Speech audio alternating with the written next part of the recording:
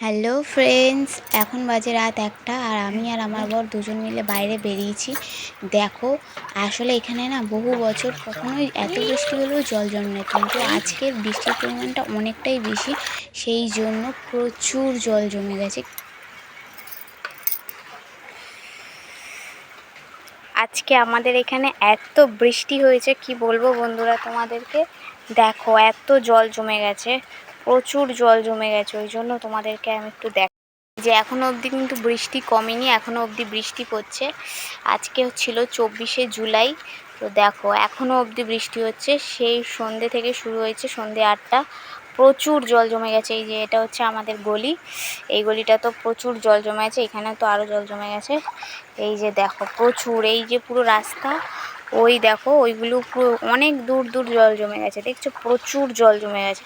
এখানে কিন্তু আমাদের সেরকম সচরাচর জল জমে না, কারণ কি এই জায়গাটা খুব বেশি বৃষ্টি না হলে জল জমে না, কিন্তু আজকে প্রচুর পরিমাণে বৃষ্টি হয়েছে, যার জন্য এতটা জল জমে গেছে।